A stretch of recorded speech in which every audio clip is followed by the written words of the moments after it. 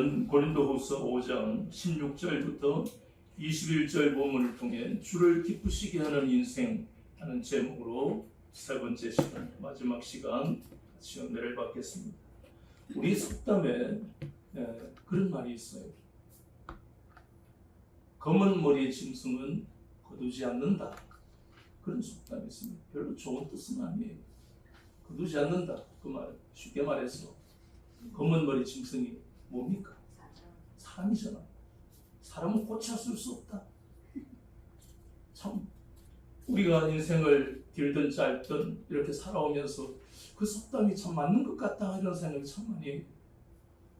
짐승도 은혜를 아는데 이 참 마지막 때를 살아가는 그리스도인으로서 세상을 바라보니까 인간은 은혜를 모르는 것 같아요. 얼마나 악한지. 인간은 고쳐줄 수 없다. 그 말은 맞습니다. 안 변합니다. 본성이 안 변합니다. 본성이 뭔데요? 악하잖아요. 성격과 기질을 의미하는 건 아닙니다. 그건 하나님이 주신 거예요. 좋은 성격, 좋은 기질 없습니다. 다 장점이 있고 단점이 있어요. 모자라는 부분은 자신이 노력하고 자신의 단점을 늘 잊지 않으려고 하는 거예요. 그런데 악한 이 본성, 검은 머리의 짐승은 거둘 수 없다는 그 말은 악한 본성 바뀌지 않습니다. 그러나 하나님은 우리를 지으셨기 때문에 그 본성까지도 바뀔 수 있도록 은혜를 베푸신다는 겁니다. 오늘 우리가 보고 있는 이 고린도후서의 바울이 그렇다. 바울은 과거에 사도행전 8장 1절부터 3절까지 봅니다. 하나님이 특별한 은혜를 주셨던 예루살렘 교회 7 집사를 세울 때에 그 중에 한 사람 스데반 집사. 이 집사님은 참 은혜가 충만했습니다. 그래서 귀신이 떠나가고 병이 치료되고 다른 무엇보다도 그런 은사가 중요한 게 아니라 말씀 위에 굳건해 서 있다. 그래서 스데반 집사나 예루살렘 교회를 보면 과연 교회는 그리고 우리의 신앙은 말씀과 성령의 역사가 함께 가는 게 맞구나. 하나가 부족해도 안 되는 거예요. 그래서 이 스데반 집사는 말씀과 성령에 충만한 사람이었어요. 그는 유대인들을 향해서 우리가 잘 아는 그 사도행전 7장에 보면 굉장히 많은 분량의 그 말씀이 즉 스데반의 그러한 설교를 통해서 나타나고 있는 한마디로 말해서 유대인을 향해서 너희들은 조상들처럼 마음이 어떻다고요? 완악하다. 안 받아들인다. 그랬는데 그 스데반이 돌에 맞아서 순교했습니다. 근데 그 얼굴은 빛이 났어요. 왜냐하면 육신은 의미가 없으니까. 지금 육신이 이쁘고 잘생기고 건강하고 좋은 환경에 산다고 그게 영원히 계속되지 않습니다. 때때로 부족하고 질병이 찾아오기도 하고 나이가 들어서 근육이나 여러 가지 몸의 변화가 일어날 수 있다 할지라도 그러나 우리가 바울을 통해서 주님이 주신 말씀처럼 그 사람은 후회하기 마련이다. 그것을 우리 힘으로 막으려고 하니까 죄를 짓는 거예요. 거스를 수 없습니다. 우리를 지으신 하나님은 자연스럽게 노화가 이루어지도록 만들어 놓으신 거예요. 왜냐하면 이 땅에 있는 우리의 육신의 장막집, 그 집에 영원히 거할 거라는 생각을 가지는 게 죄이기 때문에 그래서 천성을 향해서 가도록 우리를 지어 놓으신 거예요. 의와 진리로 거룩함을 입게 하신 겁니다. 하나님의 형상이 바로 거룩함이잖아요. 스데반은 그것을 말씀을 통해 깨달아 버렸어요. 그래서 돌에 맞아서 그 고통이 얼마나 큽니까? 죽기까지의 그 고통은 말할 수 없이 스데반을 육신적으로 아프게 했지만 그러나 그의 얼굴은 빛이 났습니다. 왜냐하면 주님이 자기를 지금 안아주려고 두 팔을 벌리고 계신 것을 보았기 때문에. 그런데 또 다른 인생이 있었습니다. 많은 돌을 던지는 사람 옆에 사울이라는 사람이 있었습니다. 그 사람은 스데반이 죽는 것을, 돌에 맞아서 죽는 것을 당연하게 여기고 서 있었습니다. 우리가 그렇잖아요. 우리가 예수 그리스도 안에 있지 못할 땐 우리도 다 사울 같은 마음으로 살았습니다. 자기 열심으로, 자기 생각, 자기 가치관과 사고방식으로 내가 정해놓은 이 인생의 가치관은 정확한 거야. 나는 절대로 이런 남자하고 결혼 안 해. 이런저런 여자하고 결혼 안 해. 나는 이렇게 살 거야. 무조건 돈을 버는 것이 먼저야.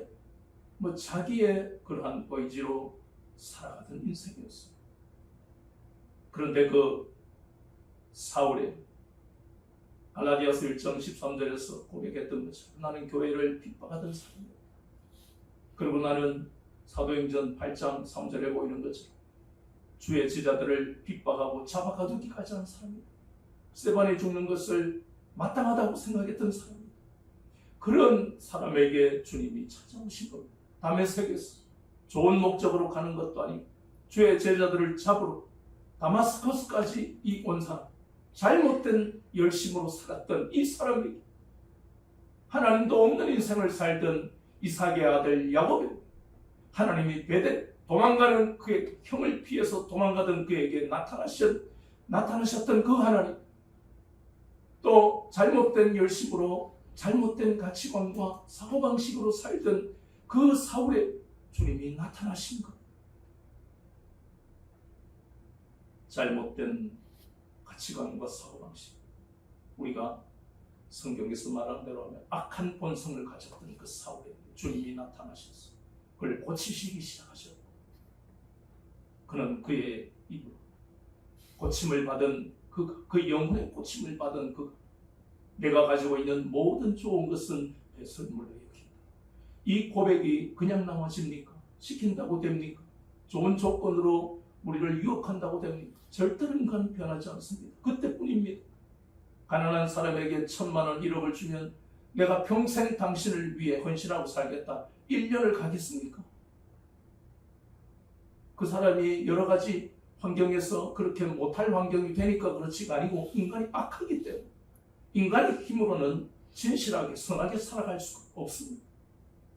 그런데 예수 그리스도 안에서 하나님이 사울을 바울 되게 하신 본성이 변했고 그 악한 그 본성이 변해서 주를 위해서 일평생 살아가는 삶이 되었다는 것을 우리가 다 알고 많은 그리스도를 믿는 사람들이 다 알고 있는 겁니다. 그러면 이 악한 본성이 어디에서 왔느냐 하는 겁니다.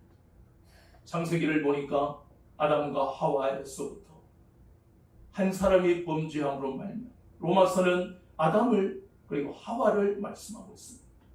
한 사람이 범죄함으로 말미암아 죄가 이 세상에 들어오고 죄로 말미암아 사망이 이 땅에 들어왔어. 모든 인생입니다.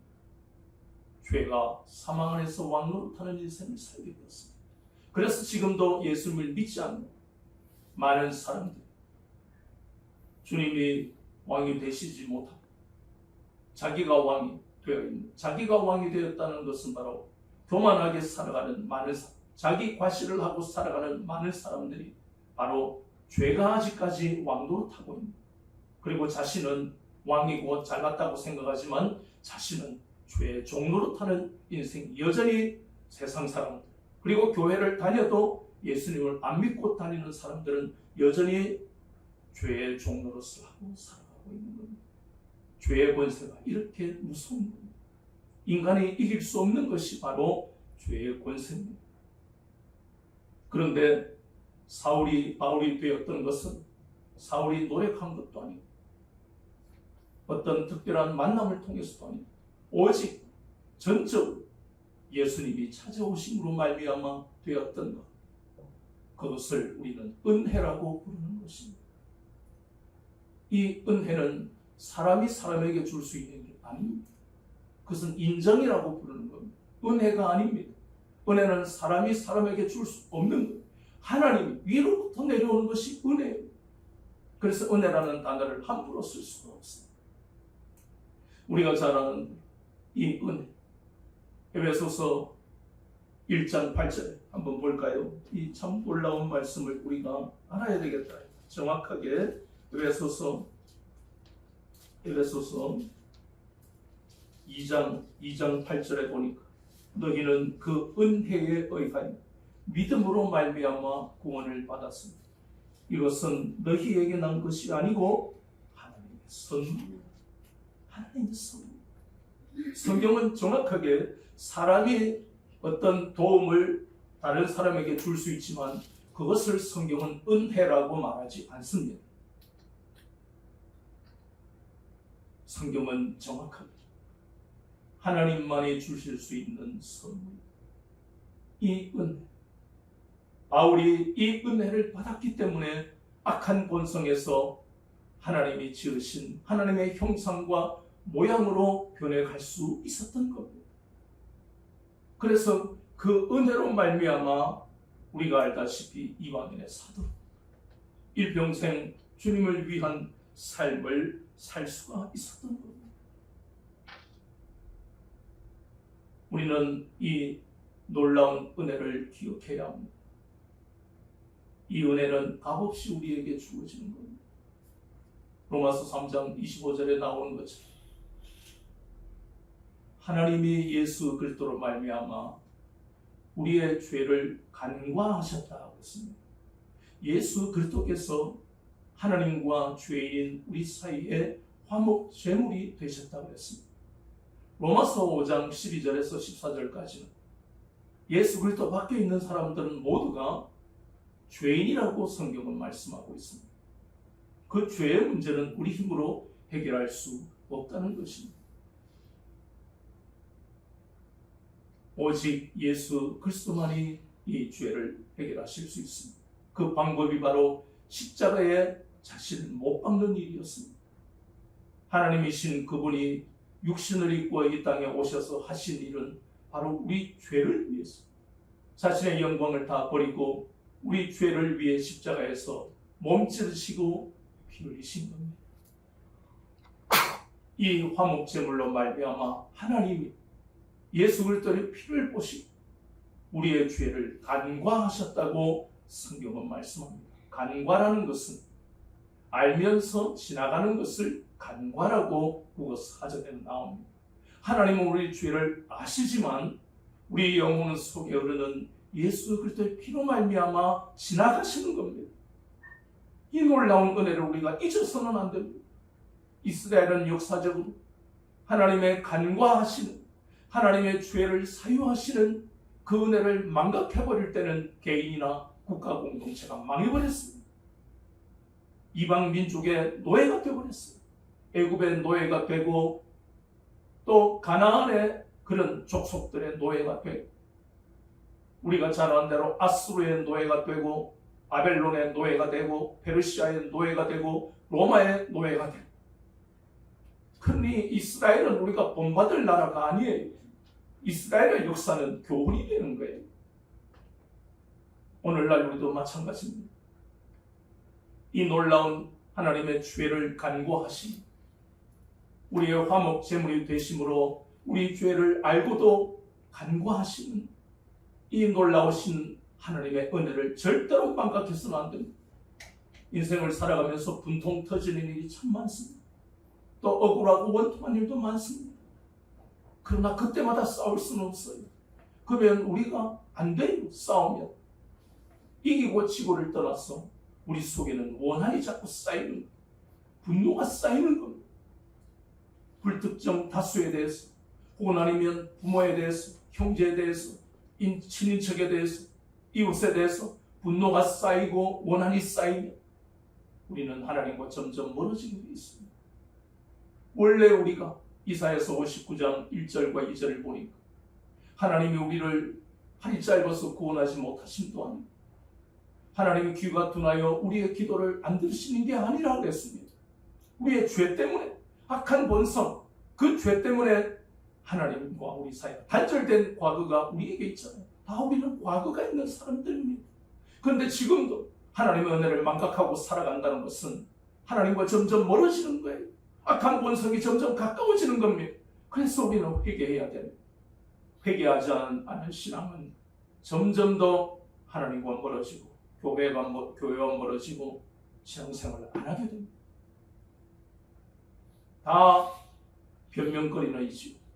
저 교회가 사랑도 없고 저 누구가 이렇고 저 사람 때문에 시험 들고, 다 맞는 이야기입니다. 없는 이야기를 하겠습니까 이 시대. 그러나 그럼에도 불구하고 고통스럽더라. 그게 환난과 핍박이라는 게 그런 겁니다. 신앙 공동체 안에 들어왔는데도 오직 주님만 바라보지 않는 게 이 땅의 불완전한 교회예요. 그 속에서 상처받을 때 그게 환난이고 핍박입니다. 그러나 그 환난과 핍박을 우리의 믿음의 선진들은 이겨냈다는 겁니다. 바울은 이겨냈어요. 자기를 통해 세워진 고린도 교회에서 바울을 대적하는 것만큼 여러분이 환난과 핍박을 당해봤습니까? 아니잖아요. 여러분이 40에 가만 한 대 가만 매를 여러 번 맞아봤어요? 그게 아니잖아요. 기분 나빠서 교회를 나와버리고 기분 나빠서 신앙생활 하고, 물론 상처를 받았달지만 환난과 핍박은 주님만 바라보게 하시는 하나님의 선한 계획이심을 우리가 말씀을 놓쳐버리면 시험 드는 것이 마귀의 밥이 되는 겁니다. 그래서 사람을 보지 말고 성령님의 역사 오직 그것만 바라고 말씀을 붙들 때, 바울은 말씀을 붙들고 성령님의 역사 속에, 성령님의 인도 속에 있었기 때문에 사형 선고를 받은 것과 큰 사망이 덮치는 것과 살 소망이 끊어지는 속에서도 믿음을 잃지 않고 주만 바라보고 주님만 붙들고 오늘 이 본문 말씀처럼 하나님의 은혜를 망각하지 않았다는 겁니다. 바울의 입장에서 원망할 게 얼마나 많습니까? 분노할 게 얼마나 많습니까? 동족이 자기를 죽이려 하는 것처럼 가족이 나를 죽이려고 하는 그런 상황에도 그들을 용서, 그 속에 가 돌을 던진 그 이고니온과 루스드라에 또 가고 돌에 맞았는데 바보 아니냐 이 말이에요. 그렇게 갈 수 있는 것은 무슨 바울이 내가 말이지 헬스를 10년 했어 근육봐 뭐 이랬습니까? 내가 뭐 전신 갑주를 내가 화살도 쏴도 내가 안 죽어 그랬습니까? 그는 오직 주를 위해서 살고 주를 위해 죽는 것, 그 생각밖에 없었습니다. 무엇이 이렇게 바울을 위대한 사람으로 만들었습니까?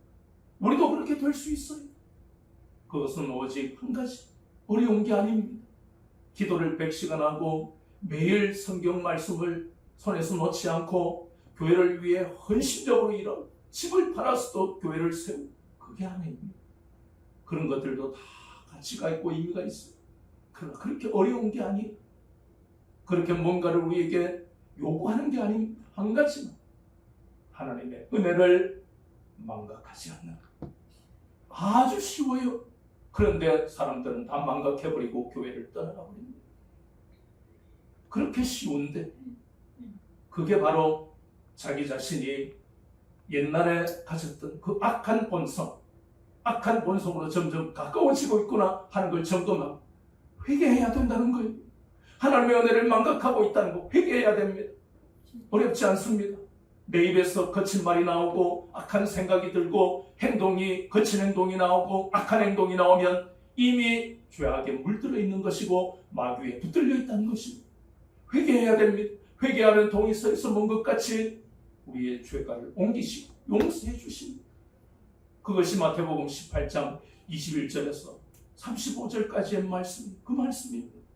10,000달란트의 빚이 이미 탕감이 됐습니다. 검은 머리 짐승은 거둘 수가 없다. 그러나 예수 그리스도 안에 있는 사람들은 오늘 이 말씀, 읽었던 이 말씀, 새로운 피조물이 된다. 하나님의 악한 본성을 고치신다. 이 놀라운 선언입니다. 여러분은 더 이상 악한 본성으로 살아가는 사람들이 아닙니다. 그래서 우리가 날마다 점검해야 될 게, 내가 그리스도 안에 있느냐. 세상은 우리를 악하게 만듭니다. 정의가 거의 없습니다. 선택적 정의로 살아가는 세상입니다. 불의한 것도 당연하게 받아들이는 세상입니다. 여러분이 그런 현실을 더 잘할 것 아닙니까? 그러나 성경은 우리에게 날마다 선언하십니다. 너는 이 악한 세상에 살 만나는 사람마다 다 생각하는 것이 악하고 말하는 것이 악하고 행동하는 것이 악하다. 그러니 그들과 싸우지 말고 비판하지 마라. 그러나 너는 내가 그리스도 안에서 새 피조물이 되겠다. 이것이 선언입니다. 오늘 이 고린도후서 말씀뿐만 아니라 성경 전체는 바로 선언입니다. 너는 이제 내 것이다. 내 것이 하나님의 것이다 하는 것은 새로운 피조물이다 같은 의미입니다. 에베소서 4장 24절의 말씀이 바로 그것입니다. 의와 진리로 거룩함을 입은 새 사람입니다. 고린도후서 말씀에 우리가 보았던 이 본문의 말씀이 에베소서 4장 24절에 같은 의미예요. 새로운 피조물이다. 그럼 우리가 무슨 짐승이냐 피조물? 그게 아니야. 또 무슨 엄마 태에서 또 나오냐? 그게 아니에요. 하나님이 지으셨기 때문에 겉모습은 똑같은 것 같은데 속 사람이 새로워지는 거예요. 보배가 들어오게 된다는 것. 새로운 피조물은 바로 이것은 우리가 무슨 보톡스를 맞아서 피부를 탄력 있게 만든다는 뜻이 아니라 이것은 바로 에베소서 4장 24절 의와 진리로 오직 세상에 있는 방법으로는 절대로 새로운 피조물이 될 수 없고 의와 진리로 거룩함을 입게 하시는 하나님의 은혜로 되어지는 것입니다. 우리는 날마다 악한 생각을 하고 세상이 하는 대로 살아가고자 하는 악한 본성이 우리에게도 남아있어요. 그런 우리를 주님은 날마다 예의야 다시 거기로 가면 망한다. 예의야 그런 생각을 해서는 안 돼. 성령님이 역사하시다. 성령님이 날마다 역사하시는 거예요. 성령의 역사가 없는 교회와 성령의 역사가 없는 인생은 망하는 겁니다. 어디로 가야 할지 모르고 내가 생각하는 게 맞다라고 스스로 판단해버리는 위험한 거예요. 그래서 날마다 성령님을 오이지 성령님 이 길이 맞습니까? 이 말하는 게 맞습니까? 이 생각이 맞습니까? 날마다 성령님을 오이지 하는 거예요. 그래야만 우리는 의와 진리로 거룩함을 입고 새 사람으로 살아갈 수 있는 거예요. 새 사람이라는 것, 새로운 피조물이라고 해서 죄의 유혹을 안 받는 게 아닙니다. 과거에는 우리가 죄의 종로로서 했습니다. 그러나 이제는 새로운 피조물이 되었다는 것은 생명의 성령의 법에 의해서 살아가는 우리는 이제 더 이상 죄인이 아니라 하나님이 의롭다 여겨주셨습니다. 그래서 그리스도 안에 있어야 한다는 의미가 그것입니다. 죄의 유혹은 계속 있습니다. 그러나 성령의 전신갑주가 죄의 불화살을 막아주신다는 겁니다. 중요한 건 그겁니다. 우리는 죄를 지을 수 있어요. 죄의 유혹을 받습니다. 그러나 성령의 전신갑주를 입어야 하는 이유는 바로 그 죄의 불화살이 그대로 나를 통과하는 게 아니고 막아준다는 겁니다. 머리에는 구원의 투구를, 가슴에는 의의 흉배를, 허리에는 진리의 허리띠를, 발에는 복음의 신을 신어야 되는 이유가, 왼손에는 믿음의 방패를 들어야 되는 이유가 바로 이 죄를 막을 수 있는 것은 내 노력과 결심으로 되는 게 아니에요. 수동적인 그 신앙에서 오른쪽에 성령의 검, 말씀의 검을 들고 나가는 이것을 하나님이 기뻐하시는 거예요. 새 사람의 삶이 바로 이 모습이에요. 그럼 이 모습과 나를 비교해보면, 이 말씀들과 비교해보면, 이 말씀의 근거를 가지고 이 말씀의 성경적 가치관과 원칙에 나를 비교해보면 그 거울이 되는 겁니다. 잘난 척할 수가 없어요. 저와 여러분은 잘난 척할 수가 없고 자기 과시할 수가 없어요. 뭐가 잘났어요 우리? 뭐가 다른 사람이 그래 나와 비교됩니까? 오직 말씀이 거울일 때 내가 부족한 게 무엇이기 때문에 하나님 앞에 엎드리고 기도하고 다시 새로워지려고 해서 이 신앙생활이에요. 남과 싸우기 바쁘고 그럴 시간이 없어요. 남과 싸울 게 뭐 있어요? 하나님이 보내주신 남편과 아내를 서로 사랑하고 하나님이 보내신 자녀를 사랑하고 그러기에도 우리는 시간이 없어요. 언제 주님이 오실지 모르는데 애하고 자녀하고 싸우고 남편과 싸우고 아내와 싸우고 교인들과 싸우고 서로 교회에 교인들끼리 서로 싸우고 그런 시간이 어딨냐? 나 자신을 보기에도 부끄러워. 하나님의 은혜를 망각해버리고 싸우면서 인생을 지나갑니다. 맨날 싸워. 말이 그냥 가시가 돋쳐가지고 하나님의 은혜가 없는 사람. 우리는 회개해요. 하나님의 은혜가 아니면 살 수 없는 내가 지금 내 입으로 내 마음으로 내 행동으로 죄를 짓고 있습니다. 회개해야 돼. 그래야 하나님의 은혜가 다시 임하지. 새 사람은 바로 그렇게 살아가는 사람들이에요. 죄가 사망 안에 소망으로 사는 인생이 아니고 은혜가 생명 안에서 왕노릇하는 인생을 사는 것이 바로 새 사람입니다. 어렵지 않아요. 점검하면 됩니다. 내가 은혜가 내 생명 속에 날마다 공급되고 있는지. 그게 바로 새 사람이니까. 우리는 옛 사람으로 살아갈 수 없는 거예요. 하나님의 복이 임하지를 않습니다. 하나님이 왜 이렇게 놀라운 은혜를 우리에게 베푸셨나요? 어째서 이렇게 우리가 새 사람, 살짝인 게 없는 우리를, 지금도 죄를 짓고 있는 우리를 어째서 새 사람으로 살게 하시느냐, 그 이유를 분명히 알아야 합니다. 이것은 계속 이어지는 것, 주를 기쁘시게 하는 인생이라는 것은 바로 우리를 이 은혜를 베푸신 이유는 단 한 가지입니다. 하나님이 예수님을 이 땅에 보내신 것은 우리 힘으로는 죄의 문제를 해결할 수 없으니까 예수님을 화목제물로 삼으시고, 뭐의 화목? 하나님과 우리 사이를 화목하게 하는 제목이 되신 거예요. 이걸 우리가 전해야 되는 것이 우리의 삶이에요. 그리고 그것을 바로 우리는 화목의 직분이라고 본문은 말씀하는 거예요.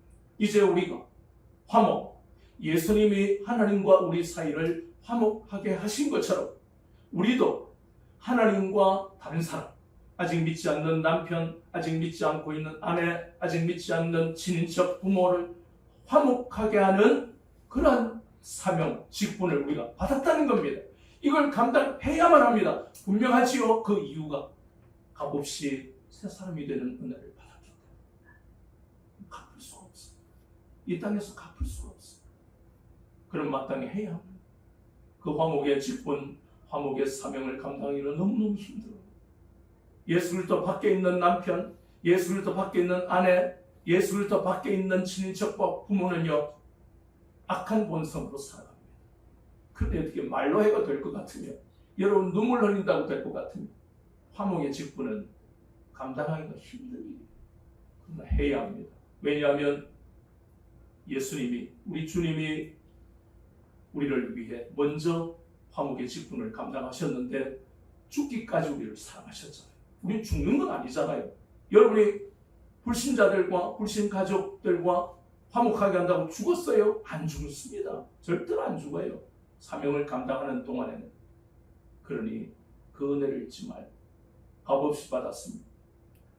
그냥 묻혀서 살지 말고 한 달란트 받은 것을 땅에 파묻어버리는 어리석은 종처럼 그렇게 살면 안 됩니다. 하나님의 은혜를 날마다 점검하고 내 속에 있는지. 그래서 하나님이 이 놀라운 은혜를 베푸신 이유는 단 한 가지. 그것은 바로 화목하게 하는 직분, 화목하게 하는 사명을 감당하는 우리에게 이 은혜, 아무나 받는 은혜가 아닙니다. 주변을 보세요. 그렇게 잘 믿던 사람들이 시험 들어서 교회를 따라가는 사람들이, 어떤 교단에서는 지금까지 누적이 거의 100만 명 가까이 됩니다. 한 교단에서. 그러면 이거는 다르게 이야기할 게 뭐 있어요? 1200만 성도 절반이 될까 몰라. 절반이 안 될까. 그만큼 믿는 사람들을 찾기가 힘들어요. 교회 다닌다고 다 예수 믿는 게 아닙니다. 가장 중요한 것은 하나님의 은혜가 내 속에 지금 흐르고 있는지, 성령님 무엇이 문제인지, 하나님의 말씀과 성령의 역사를 함께 우리가 같이 가야 한다는 뜻은 하나님의 말씀을 펴놓고 그리고 내 신앙을 바라봐야만 우리는 잘못된 길을 가지 않습니다. 성령님, 이 말씀의 의와 진리로 거룩함을 입어서 새 사람이 된다고 말씀하셨는데 내가 무엇을 놓치고 있는지 알게 해주세요. 그럼 성령님이 세미한 음성을 우리에게 감동으로 또 여러 가지로 가르쳐 주시는 거예요. 네가 지금 행동에 문제가 있다. 네가 온전히 누구누구를 사랑하지 못하고 있지 않나. 네 자신부터 사랑해. 성령님 끊임없이 우리에게 음성을 주셔요. 감동하셔요. 왜냐하면 우리가 하나님의 자녀, 하나님의 은혜를 망각하지 않으려고 애쓰고 있는 한 하나님은 우리를 간섭하시고 도우시고 긍휼을 베풀어 주십니다. 그렇다면 이 땅에 사는 동안 하나님의 긍휼하심으로 사는 우리의 인생은 이제 우리가 주를 기쁘시게 하는 인생이라는 제목의 이 말씀을 이제 마치면서 우리가 해야 할 것은 바로 화목의 직분, 화목의 사명을 감당하는 겁니다. 그것은 목사나 전도사나 선교사가 하는 게 아니고 이 땅의 모든 구원받은 성도는 마땅히 해야 할 일입니다. 그 사람을 교회에 데려오지 않았다, 그것은 중요한 게 아니에요. 그 사람이 예수를 만나도록 복음을 전하고 또 나를 통해서 그리스도인이 이런 모습이야, 저런 사람이 예수님을 믿는 사람이 진짜 저런 사람이다 라고 알게 하는 것이 우리의 역할입니다. 그것이 바로 화목의 직분이에요. 남들하고 싸우고 욕하고 할 것 다 하고 그러면 복음은커녕 손가락질 받는 거예요. 그래서 날마다 하나님의 은혜를 망각하지 않도록, 하나님의 은혜를 붙들고 가는 사람은 말을 함부로 할 수가 없습니다. 나쁜 말을 할 수가 없어요. 나쁜 행동을 할 수가 없습니다. 그래서 우리에게 주신 이 직분을 늘 잊지 말고 또 한 주간, 아니 일평생 하나님이 맡기신 이 직분을 잘 감당해서 칭찬과 영광과 존귀를 받는 여러분들의 삶이 되시기를 예수 그리스도 이름으로 축원합니다.